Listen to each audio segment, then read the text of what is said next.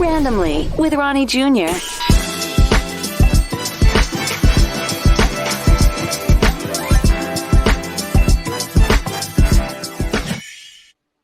All right, time to start things off. We are back with another episode, Randomly with Ronnie Jr., bringing in Josh Rodriguez, somebody who I had the pleasure to work with before in the podcast space. But from what I know about him, also music producing is big to you, and just kind of a go-getter and a cool guy. So I guess we'll learn a lot about you. Josh, how are you doing, first of all? How's it going? Ronnie, I'm good, man. It's been a while. It's been a long time since our days at AfterBuzz. I can't believe how long it's been. Like when I sit back and think about it, it's really like 3 or 4 years since the last time I saw you. The greatest thing, and yet the hardest thing about navigating your career is all these jobs you get along the way, and some of them are so good with experience but bad with pay, but some are good with pay but bad with experience. And you know, AfterBuzz was delicious and everything, but you know, it was a smaller paying situation. It was more for the love, and it was you know, we met so many people. One of the great people I met there was Josh. You were engineering at the time, running like a podcast switchboard. I kind of wanted to know, like, was that your, and we're going to talk about all your accolades too within that space. What was your original thing that you wanted to do when you moved to Los Angeles? You're a New York guy. You come to LA. I don't imagine podcasting was what you originally wanted to do, even if you love it now. Like, how did that happen? So yeah, I moved out to Los Angeles to pursue a career in music. And the reason why I got into the podcasting space is because I know how to audio engineer, and I know how to make people sound good, and I know how audio works. I know those programs. I know how to use Logic. I know how to use Pro Tools. I know how to use all that stuff. And you know, the way I got into AfterBuzz was I was actually a host as well. I hosted a music video countdown show because I was a musician. I ran in a circle with musicians. I had a hosting background, so I hosted this show for an internet TV station at the time called ZTV. So AfterBuzz was kind of like the perfect storm, so to say. Like, I would host at AfterBuzz, and I would also engineer at AfterBuzz. And around that time, podcasting just started to explode. So all my skill sets just kind of came ahead. AfterBuzz was, of course, with TV host Maria Menounos. What did you think of the operation? I mean, it was literally kind of early to the party. It's weird because the success they had was huge. But I almost feel like if it was done today, it would be even bigger, because what AfterBuzz did, it seems like people are doing today. So Kevin and Maria were a little bit early to the party in some ways. Yeah, they were ahead of the game for sure. You know, I'm very grateful for my time at AfterBuzz. You know, I know there's a lot of hosts that came out of AfterBuzz, or a lot of people who just kind of flown through AfterBuzz, whether a host or an engineer or a writer or a personality of some sorts. And yeah, I think they were ahead of the game in the sense where they had this idea of doing after shows for your favorite television show. Nowadays, everything's like live reaction, right? Like, especially I'm in the sports world. So after a big game, everybody wants to go on live and talk about the game. And I think they had that down and that mindset down perfectly. You know, I'm very grateful for my time at AfterBuzz because, you know, it led me to a lot of big things in my career, and is definitely what cemented my feet here in Los Angeles. When you were working at AfterBuzz, not learning to produce, but producing, because you knew how to do that from your music background, you got in with the team that did pretty well. I would assume. I mean, you guys won awards and stuff of that nature. Ross Matthews, everyone's known him since the Jay Leno days. Tell me your involvement, and how long was your involvement working with him, and was that through AfterBuzz as well? Yeah, that was through AfterBuzz. Not gonna lie, man, I got lucky there. I got very lucky. So I was a host at AfterBuzz for about a year or so when an engineering position opened up, and I, you know, interviewed for the position. I think they liked me just because they knew who I was, and they wanted to hire in-house. And I had some background with audio, not so much with the TriCash, but with audio. So I got lucky in the sense where they knew who I was, so they hired me. And then I got lucky again because the guy at the time who was engineering the show for Ross Matthews, who did his show at AfterBuzz, was leaving AfterBuzz, so they needed an engineer, and I just so happened to be next in line. So, you know, I got really, really, really, really lucky with that. I think that was in 2017, and I was engineering for Ross up until late 2019. So I was with that show for about 2.5 years, 2 years. But I don't think you just got lucky, though. You were a go-getter with your work ethic. You didn't get nervous about nothing. You never said, I can't do this. Right. You know, I'm not saying you made errors, but if you made an error, you just kept pushing. So really, it was actually the way you worked. I appreciate that, man. Thank you. that's I think what allowed people to say, we're going to put the trust in him. I was always, and I'm looking back at my life now, I'm like, gosh, I would let things get too big and too emotional.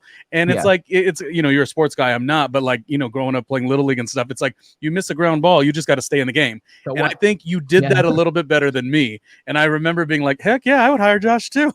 I mean, I have my skill sets too, but like when it's a big project and, Ross Matthews would come in with his team and they want to do such a good job. Like, of course, the powers that be at AfterBuzz were like, well, Josh could do it.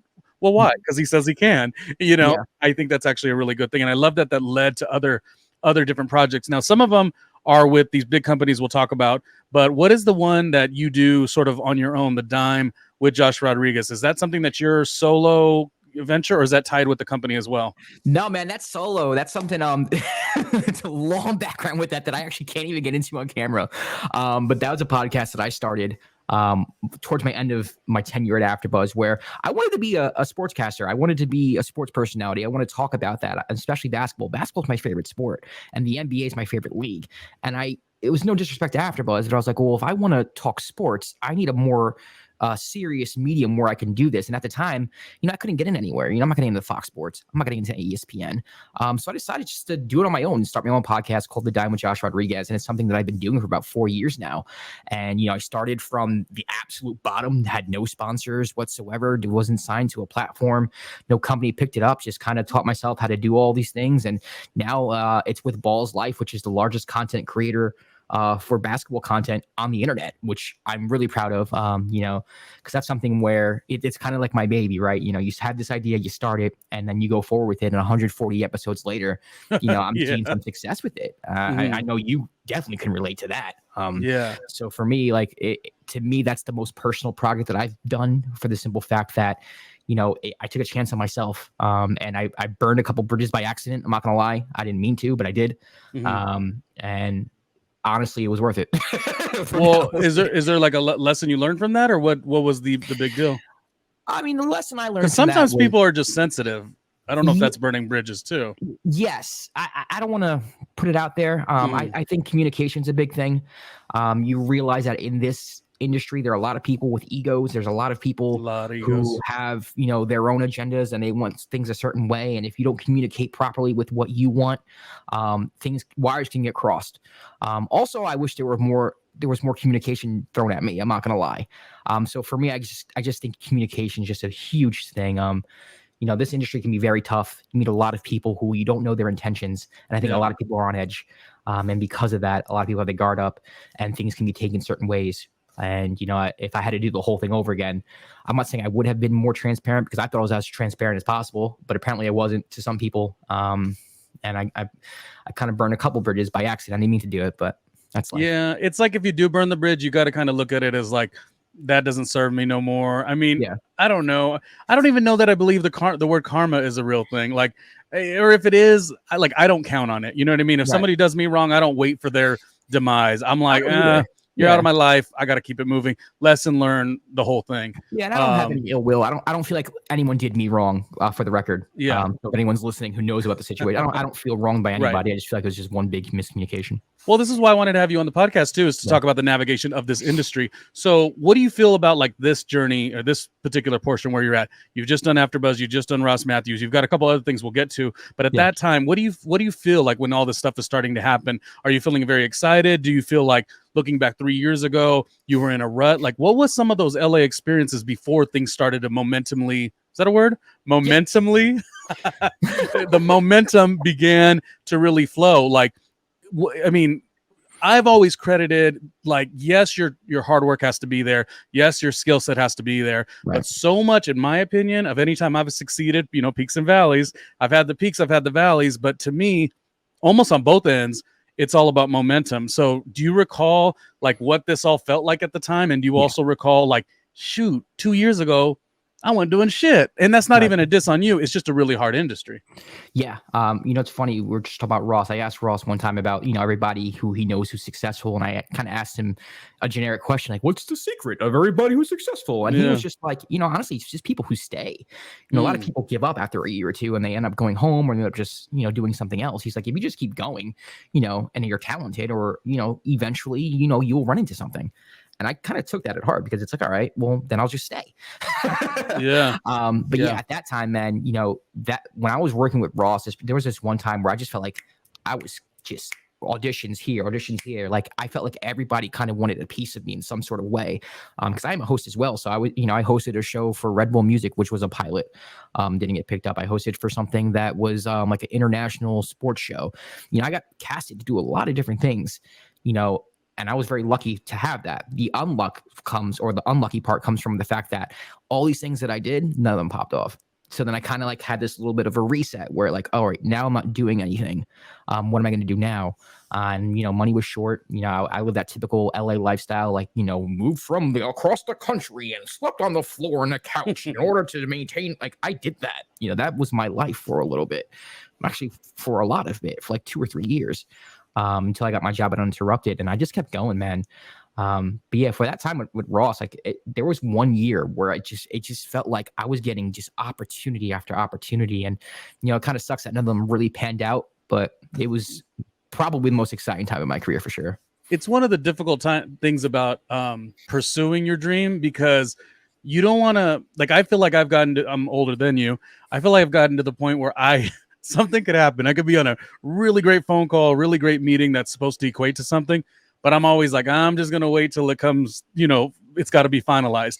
And I hate that I'm like that, but just for my own human protection, I can't get excited for nothing anymore, just because I know so many things will not always materialize. And there's nothing wrong with that, but for your own protection. And that's the one thing that people who don't necessarily, and God bless them, 9-to-5ers, they don't have to like go through these emotions. And it's like, why do we put ourselves in this? Yeah, like even yeses me knows. You might do something that's really exciting, and you're told one day that there's money putting behind a product, and then the next day it's just like gone. Another thing about this industry I don't like is that people just stop responding to you. Oh, I can't take it. Cannot take it. It's like, all right, if you don't want to work with me or something goes south, like let me know so I can move on to another thing. Like, there were projects that I was a part of that I found out that they didn't work just for the simple fact that they stopped responding to me. So after a while, I was like, all right, well, this is in the dirt. And at the same time, why can't you just give it like, oh, we went in another direction, or you're not our fit? Why the complete, like, let me tell you something, and mine is mostly like radio. People will tell us to cut air checks. Air check is like your demo or whatever. And sometimes you have the one that you already have, or they'll say cut something specific for our station. And sometimes I'll be like, I'm not going to cut no damn air check. And against my better judgment, I'll do it. And just for them to never listen. Now, they've listened, and they obviously never went my direction. But why did you make me cut this piece of audio, which took me some time to do? I send it to you. Just tell me I ain't the fit. It's fine. I would have told you suck. Like it's not that hard, people. I gotta start a course, Josh. I'm gonna teach people how to do it. We'll move along because I want to value your time. And this was just, I've been wanting to do more of these actually. Maybe I'll bring you in for another thing. I've been wanting to do more interview series, but I wanted to have people come in and talk about their experience with the podcast industry, because it's ever changing. There's snakes out there. There's good people that are not winning, unfortunately. It's like it's a whole thing. I love some of the stuff that you've done, so it's exciting to hear about these experiences. Now, I think this one, if I'm correct, this is through one of the projects you moved on to was called Uninterrupted, which was the name of, I guess, LeBron's company, right? Yeah. Yes. And so what is the project? And is this where you won Webby Awards and stuff like that? Like, that's no small thing. Yes, I won a Webby working for Uninterrupted. Certified Buckets was the podcast I produced. This podcast didn't win a Webby. Another one did. Hold on a sec. Sorry. Oh, good. I'll pull up a photo. So LeBron, one of LeBron's millions of projects is Uninterrupted. At what stage was this? Where were you coming from when you landed this gig? So this is funny. I was working with Ross. This is a crazy time in my life, man. So I was working with Ross. The apartment that I was staying at the time, everyone was moving out. Just the group kind of, I wouldn't say got evicted, but like people were just going different ways. And I had no place to stay because I wasn't making enough money at the time. So this was a point in my life where, this can sound crazy, but I would literally book a bus ticket on a Monday to Las Vegas, spend Monday through Wednesday in Vegas because I had comp dollars because I have a Caesars rewards card. So all I had to pay was like a room tax for those nights instead of spending like, money here at a hotel and whatnot. Then I would take a bus back on Thursday to work for Ross Matthews' show. And then whatever I got paid for that day would become like my money for the rest of the week. Like, so I was like living half in Vegas, half in Los Angeles, spending time on other people's couches. I slept in a 24-hour fitness hot tub a few times because I had a membership. Like, and I got lucky, man. I was on LinkedIn one day and the guy from Uninterrupted, the EP of podcast productions, just connected with me, and I immediately messaged him, and we got into a conversation. I pitched myself as a host, but he's like, "No, we're looking for podcast producers. Can you do that?" And I said, "Yes, of course."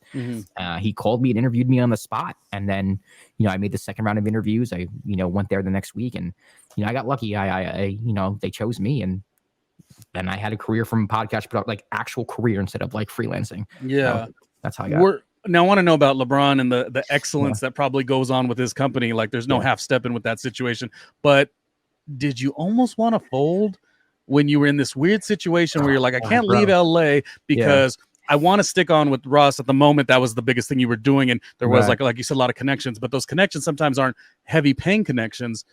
I mean, did you want to pack it up and try something different, or what? Like, I mean, you cried, right? Like actual tears. Oh yeah, absolutely, man. I mean, we're grown, but I'm gonna many tears man. I have shed. I was going through, on top of that, I'm not gonna get too deep into it, but I was going through a lot of shit in my personal life, like a lot of shit. So to compound all that, like I was just in a bad spot. And, I think a reason why I stayed is because I didn't know what else to do, if I'm being completely honest with you. I know I had this connection with Ross, who treats me great. Ross was amazing to work with. And I got paid a decent amount. When I say decent, I mean enough for me to feed myself and spend a night or two at an Airbnb if I had to. That was the only thing I had that paid me at the time. So I wasn't like, I used to donate plasma and do audience work. Like I did. I'm telling you, man, like I did a lot of shit. He donated sperm. He got kids out there. Yeah. Oh no. Yeah. Yeah, but you're right. Yeah. I just think the thing that kept me going was, that advice that the people who stay are the people who make it. And I had a belief in myself. I'm like, if Red Bull Music is casting me and stuff, if I'm getting casted for all these things, even though they're not making it, like there's some type of thing here. Like there's a reason why people are reaching out to me. And I knew I could do the job. Like I knew I could do what other people were doing. So I stuck with it, man. But I'm not gonna lie, man, it was tough. Like I was this close to like quitting. I almost wish there was like a fund for people who are in that situation, because like you're choosing between rent or sleeping on someone's floor, but you're so close. Like people wouldn't even know that you weren't making enough to kind of sustain everything, but you're like building and having that sweat equity. What a relief to go in and work on this professional level. What is it like to work with the likes of a LeBron James company, and how do things run? Are they as magnificent as you would think, or did you feel right up to par, or did they kind of sweep you from the ground running and kind of take you to the next level? How did that feel? It was dope. I had a great time at Uninterrupted. I don't work there anymore, but I have nothing but good things to say about the people who work there. The pod squad, we call ourselves. Every single person that I worked with, was fantastic, and were great at their jobs. And, when I think Uninterrupted, I just think cool. Like they just bleed coolness and dopeness. And to be a part of that and to be a part of that brand was really cool. And then to actually lead a few podcasts on top of that when we're talking sports, and this is what I wanted to do for a living. So, it made me feel accomplished. Everybody who was there helped me in some sort of way. They never made themselves out to be better than me or higher than me or works. They always were collaborative, and I've always appreciated that. I mean, years from now, whether I work for them again or don't, or whatever happens with the company, whatever happens with my career, I always look back at that time, those 3 years when Uninterrupted, where, I really got my foot on the ground and like as a professional.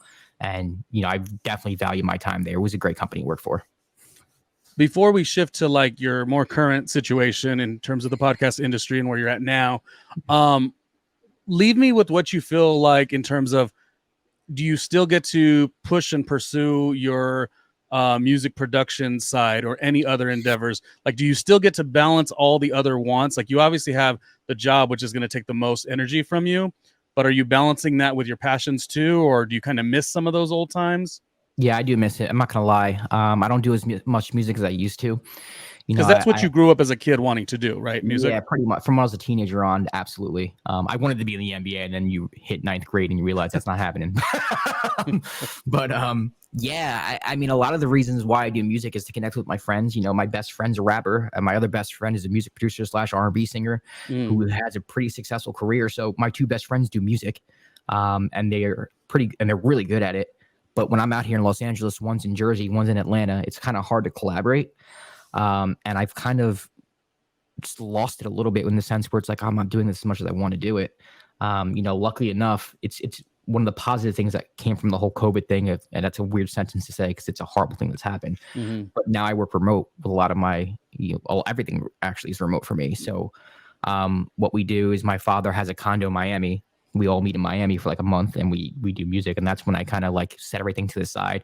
I still do my job, but I really hone down and focus on music for the time I'm in Miami. Wow. I've done that about like twice a year for the past 2 years. You should have moved to Miami instead of LA. Could have had a whole different life. We're about to get political, baby. We're not going there yet. Yeah, that's another journey altogether. Oh, well, yeah. I feel like, what do they say? Miami-Dade County is a whole different thing than I love Miami, though. The other part. Yeah. I just wish it was not in Florida.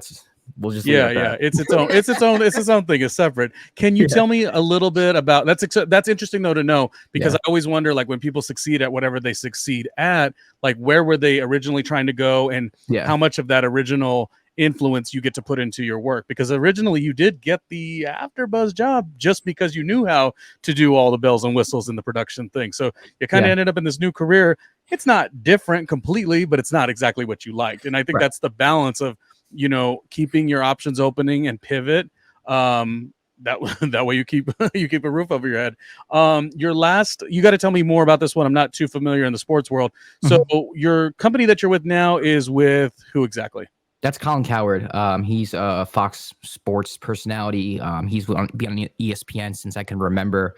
He's someone I grew up listening to. He's somebody who I grew up kind of admiring. I'm not gonna lie, the way he does his show. And he started his own podcast company or media company called The Volume, and that's where I work now. So I'm doing pretty much the same exact thing I did at Uninterrupted, but now with Colin's company.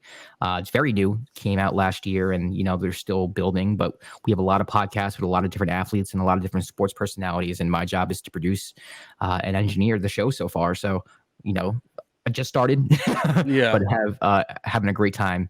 And they treat me great. And so, it's my next chapter. I don't know what it looks like yet, but it's actually freed me to do a lot of different things as well. They're allowing me to continue my podcast, The Dine with Balls Life, which I'm really grateful for and happy for. I have other things coming up down the pipeline that, is not going to interfere with my job. And, my favorite thing about the job so far is not so much what I'm producing, but the fact that they're very flexible and letting me do what I want to do as a host and as a personality so that I can advance my career in that way. And, this basketball season is going to be a huge season for me because I feel like it's kind of make or break time for me. But it always feels that way, right, Ronnie? Like, it always feels like this year's like, now or never. During MySpace days, you were a lot younger than me, but during MySpace days, I was probably around the ages you are, maybe a little different in time. But every year, your MySpace, you used to have was it a caption? Yeah, you had a little quote. I used to always do every year. Like, I would give something like, "Oh, this is our year." So one of them was like, "No half step in 2007." Like, that was this is going to be our year. Feeling kind of great. It's 2008. Right. And every year I was like, "Oh, I've been working and working and working." But don't you worry, everybody. This year I'm gonna pop off, and things happen. And you just have to maintain. That's a lot of pressure that we put on ourselves. The bad of that is the pressure. The good in that is, I was telling somebody this the other day, and it's something we've all heard, but they couldn't believe it. I guess they hadn't heard it yet. Talking about a project, and I said, "Oh, well, if you're nervous, that's actually great. You should be nervous." Just recently, I started calling into a New York radio show. I'm not associated with the show yet, but I've made a little bond with Miss Jones, who used to be at Hot 97. She's now at 94.7 after 15 years, and we DM and everything. She's having me call. Yeah, it's great. It's an organic thing that happened, and I'm not part of it just yet, but we're going to maneuver. But anyways, I was telling them that even that, like, it's just a little call-in situation, because I've done call-ins with other radio stations before. I used to work with Rick D's. Anyways, I was saying, here's the thing with nerves and pressure. Nerves are good. You should feel that way. Right. The fact that when I was doing those calls, and I've been doing them recently, I did one even today, this is a top tier radio station or a top tier radio talent. She sees something in me. I want to do good. So there's no reason to feel bad about that pressure. Right. And there's no reason to feel bad about nerves. All you need to do is pivot if it doesn't go the right way. Now, if it goes the right way, then you continue on that train. Right. If it goes where it just was like a short-term thing, then you had the short-term thing, but you're resilient, and you know how we are. We're not going to quit. So you pivot. That's a great way to put it. You just pivot, man. Yeah. Pivoting, I don't want to waste too much of your time, but I did want to do three. If you could give me 3 keys. So give me, what is the key to being a good music producer? What is the key to being a good podcast producer? And what is the key to being a great on-air talent? to me, I would like to think maybe you're good at all of them because you have different I hope so. attributes. Yeah, maybe it's that because you could pull from different sides. Yeah. But give me what you think are the keys to each of those respective career angles. For me, music production, it's something that changes every day. Recently, I think, the key to being a good music producer is just going with the flow and going what feels right and being open-minded and not being stuck in this box. A lot of music production, a lot of people who produce get in this well, this chord's supposed to come after this chord and roll in this key. So, this chord progression probably just think outside the box and go what sounds good and be creative and let it flow. Just let it all flow. So to me, keeping that creative, those nodes open helps a lot, because if you kind of try to stay within the box, everything's going to start sounding the same.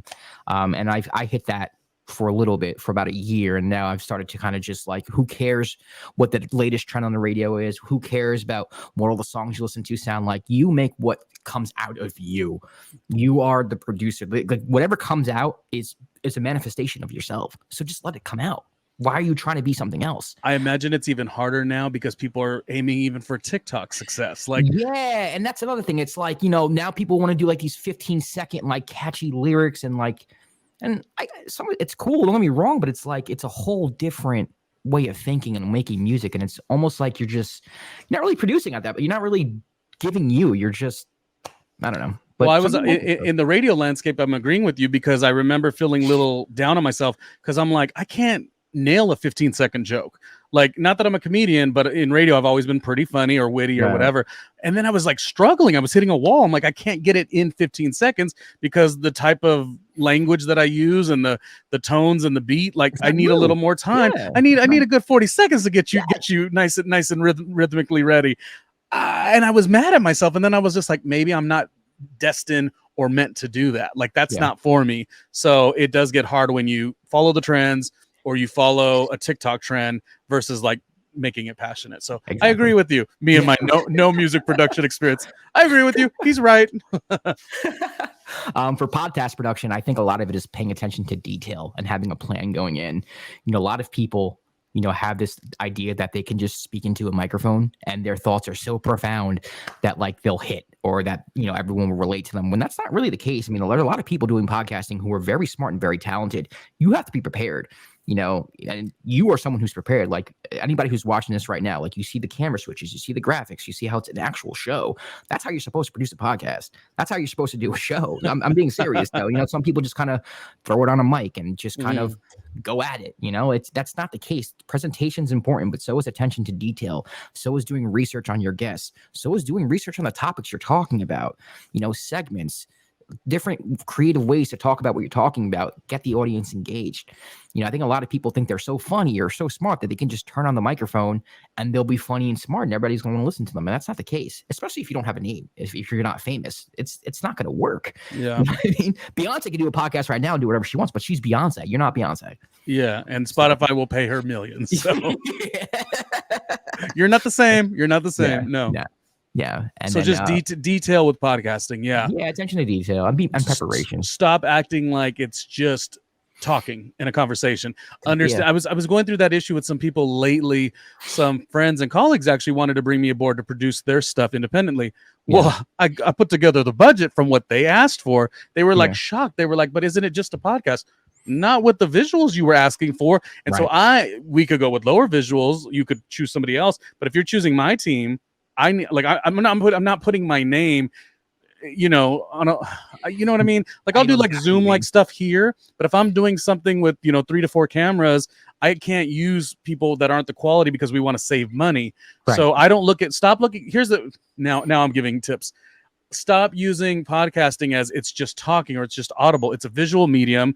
And if you are going to make it a visual medium, invest in what you're going to need to make that work, be it the cameras, be it the microphones, be it all the stuff. Stop acting like it should be cheap because it's just audio. It's no longer audio, baby. Not at all. Right. And even if it's just audio, invest in audio, get a microphone. Yeah. That's another one. Yeah.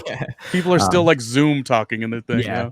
Yeah, exactly. And then I think to finally close it out, the most important thing as a host for me is knowing yourself and doubling down on yourself. Know who you are, know what you like, know what your best personality trait is, and double down on that. I mean, at the end of the day, people want to be entertained, and it's not a bad thing to kind of, not want to say exaggerate, but kind of, show off your personality. People want to listen to you for who you are. So be yourself. If you're in front of a camera, be yourself, but also recognize your strengths and show your strengths to the world. And don't be afraid to show your strengths to the world. I think a lot of people hide that for some reason because they think it makes other people uncomfortable. But yeah, be yourself. No, you got to be confident. We're trained a lot of times, possibly in the Latino community too. We're trained to be very humble, and that is great. Yeah. Keep humble for your mother. But when you get into that arena of trying to be the best and having to compete with the best, you need to not toot your own horn, but you need to show up with confidence and say, I could do the job. Again, when they were looking for somebody to work with Ross Matthews, Josh was just like, I'll do it. I can do it. And I was like, I was sitting right there like, yeah, he could do it. Because it was a little bit, and I don't know if you were ready at the time or maybe you were more ready, who knows, but you just had the willingness. So you got to have that confidence. Wrapping out, ending this, I just wanted to say there was a lot of athletes that are becoming the biggest of podcasters. Is there any athletes that you really, really like in the podcast space? And are there any of them that are just, maybe they should hang it up a little bit early because it seems like a big industry lately? I mean, I'm not going to trash anybody who could be a potential employer, maybe. Okay. So I love Draymond Green right now. He has a podcast with us at The Volume. And that's at The Volume. Yeah, he's fantastic. Yeah, exactly. I don't know a lot about sports. I just know that he was with Hazel, and Hazel used to be on Basketball Wives, and he was doing that damn thing during the NBA playoffs. I thought that was so intriguing. Yeah, so that's good. After the game, he's changing. He's fantastic at it. And you get these opinions like right after you get the player's mindset right after the game. He's fantastic at it. He's not afraid to say what's on his mind. He understands it. He gets it. JJ Redick's another one who just gets it. Oh yeah, he's the three old men? Old man in the three. Okay, gotcha. Yeah, and then look at me knowing more than I thought I did. You, man. Look at you. I pay attention to the industry. Who is Matt Barnes is Up in Smoke. Yep. Okay, that's a good. Okay, Ronnie, I see you. I mean, I guess I invest more time than I thought in this industry. Yeah, but I do like Draymond. Yeah, for sure. That to break an industry and do something so different, that's next level. So yeah, for sure. Well, damn. Any last words or anything you want to wrap out with? Nah, man. I mean, if you're somebody who's in this industry or somebody who's trying to get started podcasting or hosting or whatever it is, just keep at it. Consistency is a huge thing. Belief in yourself is a huge thing. You're going to hit bumps in the road. It's not easy. People are going to tell you no. Some people are not going to tell you anything. You just got to keep going, and you know yourself and know what you're good at. And don't be afraid to pivot. Like Ronnie said, I think that's great advice. Learn how to pivot, learn when something is dead and you have to pivot, learn when something is broken, you have to pivot. And don't be afraid to take chances. Double down. Yeah, listen, if my next career needs to be a male underwear model because that's what the world needs, I will pivot. I will do that for the world. You know what I mean? Here I thought broadcast was my gift, but I'll give you all what you want. Anyways, Josh, this was real fun. I'm glad to see you do all what you've been doing and having fun with it. And it's nice talking podcasts with another podcaster. That's actually really cool. Josh Rodriguez, we'll talk to you next time.